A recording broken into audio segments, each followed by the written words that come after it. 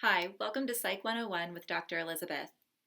Have you been wondering why the coronavirus outbreak has been affecting you so strongly with regard to anxiety, feeling just on edge, kind of hypervigilant, tightly wound? Why you're snapping at people around you, having trouble just making day to day decisions and functioning, and why so much has become so difficult in a short amount of time.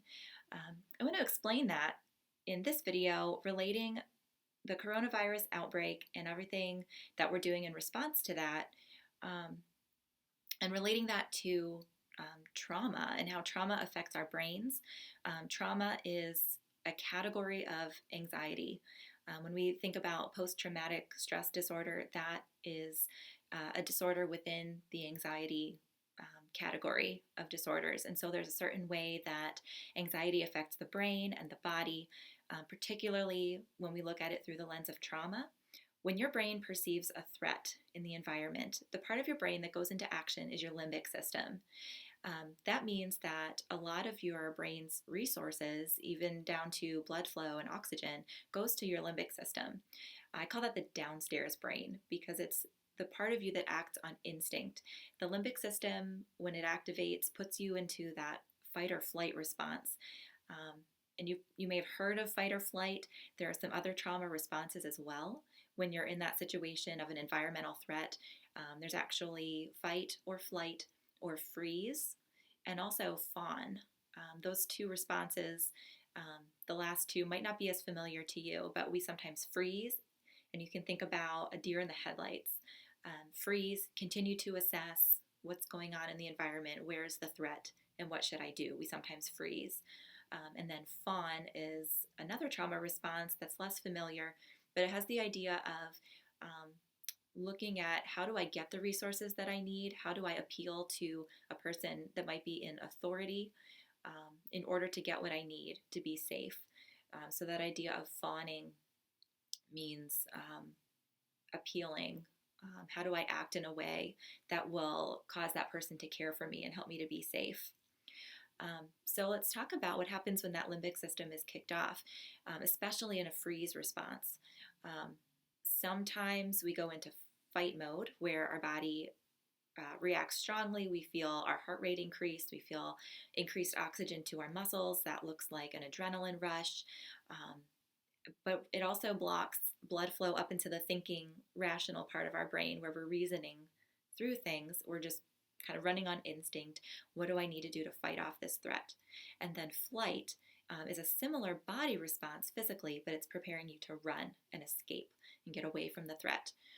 Freeze, like I said earlier, is more of that deer in the headlights response where you're frozen, you're not taking action, but you're continuing to assess.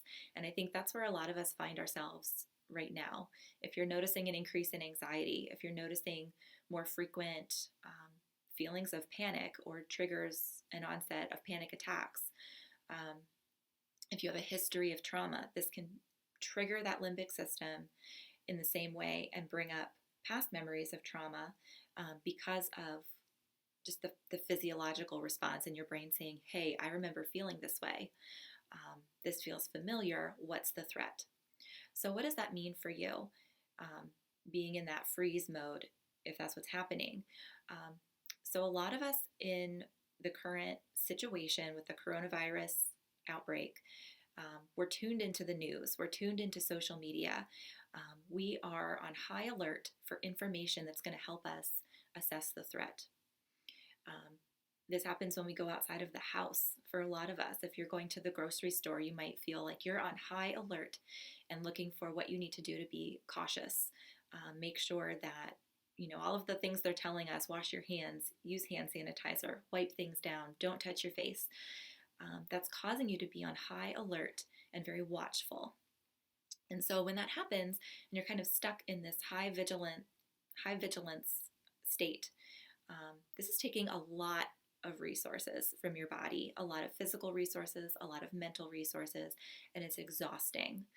So not only the trauma response itself, where you might feel elevated anxiety, but also the state of heightened arousal. And by that, I just mean everything that's heightened in terms of your awareness, your acuity, scanning your environment, scanning the news, and looking to assess the threat and protect yourself from it, is all wrapped up in that anxiety response, very closely related to what we go through with a trauma. And so what do you do to cope with that? What are some tips that I would have for you in terms of what to do about that? So if you notice that you're stuck in hypervigilance, that watchfulness, one thing I want to really encourage you is to limit your access to the news, limit your access to social media. I would encourage you to think about the question, how will this information impact my decision making? Am I looking for information so that I can make a decision? Is it really going to change what I'm doing? If that answer is no, for example, if you're already staying at home, you're already social distancing, and receiving new information is not likely to change that, then you don't really need that new information.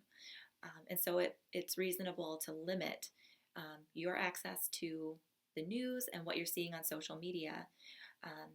And when you limit your access to the news, you're limiting the news and that media cycle, their access to you and your emotions and your thoughts.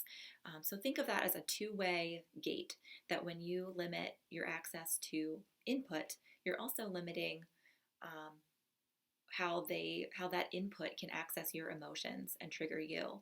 So we want to close that gate as much as you need to in order to be okay. So I've encouraged clients to pick one time of day when they're going to access the news and check in and find out what's going on, and then turn it off. So that might be once in the evening, and then turn it off, and find ways throughout the day to occupy yourself and not be accessing TV, internet, radio, whatever it is that is bringing you the news about current updates. There's also a type of update that is particularly traumatizing, and that's reading firsthand accounts of people who have been sick with coronavirus, people who have recovered, people who have a loved one who's going through an illness, and providers and first responders who are treating people with the illness. Now they are seeking to put out information that's meant to be either helpful for you to know how to prepare, for you to be able to anticipate what you might expect, or really to convey the seriousness of the warnings, that you need to be taking this seriously and isolating yourself. However, when you read those firsthand accounts, that can be vicariously traumatizing to you. When you read what it's like for somebody else to go through something, some of the same neurons are lit up in your brain as if you were going through it yourself. And so it can traumatize you. It can create an anxiety response that is very powerful. So it is reasonable to limit reading those firsthand accounts and not open yourself up to the potential for that trauma. You know yourself, whether that might be a likelihood for you. So I really encourage you to limit those firsthand accounts. And when you do access the news, to catch up on what's happening with recommendations and the current spread, then do that in a controlled way, where you are deciding and you are being the gatekeeper of how much information you're getting, what you're going to do with that information, and then when you are done receiving that information, how are you going to transition back into a normal routine. So I've encouraged, when I've had clients talking to me about how anxious the news makes them and yet they feel like they need to know what's going on, I say, okay, when you decide that you're going to grab that update from the internet, plan ahead of time what you're going to do afterward to take care of yourself. So access the news, get the information that you need, and then decide, what music am I going to listen to? Am I going to make myself a cup of tea, curl up with a book, listen to a podcast on a totally different topic? Something that will help your brain to transition back out of that exposure to the news and to that information. So think about caring for yourself and how you're going to transition and not remain stuck in an anxious state or a hypervigilant state. We want to really limit and have you take charge of what information has access to you, as well as what you're accessing. That it works both ways, and to think about it that way. Also, if you find yourself walking around in that hypervigilant state, know that your brain is trying to help you. Your brain is scanning the environment constantly for threat. It's not healthy or helpful for that to happen in a very sustained way, day in and day out. So you need to be able to take breaks from that hypervigilant, high anxiety state. So I want to give you a couple of quick ways that you can do that. One is focused breathing. Your anxiety response, when I talk about your limbic system, the way that that affects your body is it increases your heart rate, it causes changes in your breathing, it causes changes in your digestion. That's why a lot of us are walking around with stomach aches. It feels like our stomach is in knots, nausea, going to the bathroom a lot. There's a very real connection there down through your nervous system from your brain to each of those major body systems. So yes, anxiety affects you in really physical ways. Now, the one way that we are designed to have kind of a trap door or a way that we can get in there and impact our nervous system response is through our breathing. You cannot think your heart rate slower, and you cannot think your digestion to be more normal if your stomach is in knots. Can't really do that, but we can consciously change our breathing. And so the way to do that is to do some counted breathing. You want to focus on inhaling as deeply as you can, holding that briefly, and then really emphasizing your exhale. So there's a way to do this where you inhale to a count of 5, and then slowly exhale to a count of 5. The next time you're going to inhale to a count of 5 again, but exhale to a count of 6. Then again, breathe in to a count of 5, out to a count of 7. And we're going to keep lengthening 5, 6, 7, 8, 9 on the exhale. It only takes a couple of minutes to do, but it triggers a relaxation response. It calms down your limbic system and moves you over into a parasympathetic nervous system response, triggering relaxation. And so that has a powerful impact on your sense of relaxation. It changes your brain chemistry and your body chemistry in a powerful way to do that. So we're going to breathe into a count of 5, and then out to a count of 5.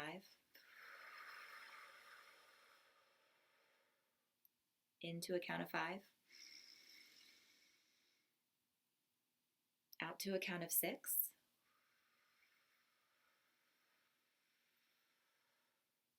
In.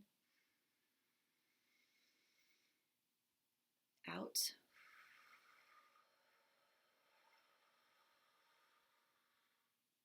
In. Out to a count of 8.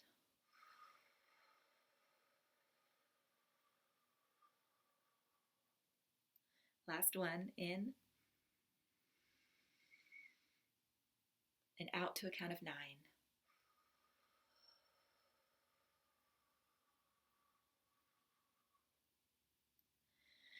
And that's a nervous system reset for you to breathe in that way.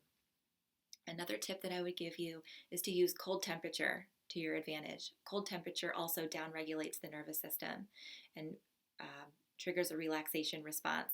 So whether that's a cold drink, washing your hands in cold water, splashing some cold water on your face, putting a cool cloth on the back of your neck, all of those things can use the power of cold temperature to calm your nervous system and help you with that reset as well. You also want to think about maintaining pleasurable activities that help you get lost in normalcy, lost in some enjoyment temporarily, that releases positive neurotransmitters, positive hormones in your body, allow you a break from the stress hormones that flood your body when you're in that anxious, hypervigilant state. So those are some ways that, first of all, to explain why anxiety is heightened right now.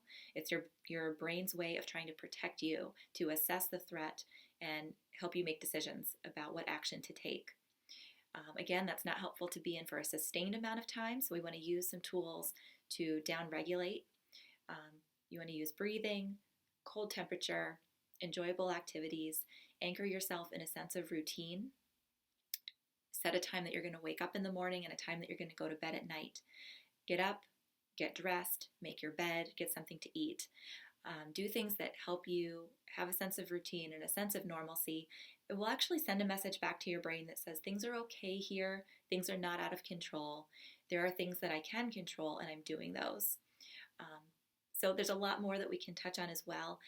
I want to invite you to share any questions or comments that you have about what's going on with you with anxiety, how to cope, how to deal with this idea that it's triggering trauma through that hypervigilance, and also vicarious trauma by reading the news and reading firsthand accounts. This is a way for me to share information with you and help you take charge of your well-being and your coping during this time. So feel free to drop me a line. I would love to get back to you in the form of another video, answering and fielding some of those questions and comments. So that's it for now. Join me next time on Psych 101.